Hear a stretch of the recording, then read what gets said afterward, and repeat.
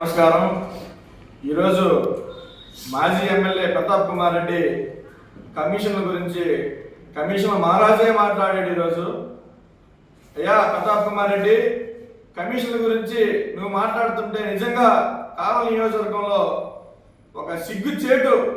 నువ్వు మాట్లాడే ప్రతి ఒక్క మాట కమిషన్లు, నువ్వు ముసుడు లేఅవుట్ జగనన్న లేఅవుట్ మీద ఎకరా 15 లక్షల లెక్క మీరు కొని అదే ఎకరాన్ని 50 లక్షల లెక్కన అమ్మి 100 కోట్ల కుంభకోణం కమిషన్ తీసుకొని, అదేవిధంగా ఆ రోజు కలెక్టర్ మీ మాట వినలేదని మీరు ఆ కలెక్టర్ని బదిలీ చేయడం జరగలేదా? ఒక్కో లేఅవుట్ వేసిన ప్రతి ఒక్క మీ యొక్క వైసీపీ నాయకులు, నీ యొక్క అత్యంత ఆత్మీయులు లేఅవుట్ వేసిన ఆ లేఅవుట్ వేసిన యజమానుల దగ్గర కూడా ఎకరాకి 5 లక్షల లెక్కన నువ్వు కమిషన్ తీసుకోలేదా?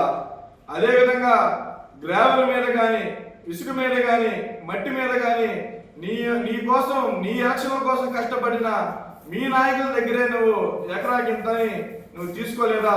టిప్పర్కి ఇంతని చెప్పి నువ్వు కమిషన్ తీసుకోలేదా? ఇంకొక ఇష్యూ మాట్లాడారు మీరు, అక్రమ కేసుల గురించి. అక్రమ కేసుల గురించి నువ్వు మాట్లాడుతూ నిజంగా నాకు హాస్యాస్పదంగా ఉంది. ఎందుకంటే ఈ జనసేన పార్టీ తరఫున ఆ రోజు ఒక చిన్న ఫ్లెక్సీ వివాదంలో మీరు 17 మంది మీద అక్రమ కేసులు పెట్టి పైశాచిక ఆనందం పొందిన వ్యక్తి మీరు.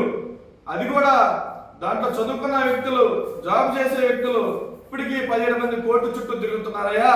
ప్రతాప్ కుమార్ రెడ్డి గారు, ఒకసారి మీరు కళ్ళు తెరిచి చూస్తే, నీ వెనక నువ్వు చూసుకుంటే నువ్వు ఎవరెవరి మీద ఇన్ని అక్రమ కేసులు పెట్టావనేది కూడా తెలుస్తుంది.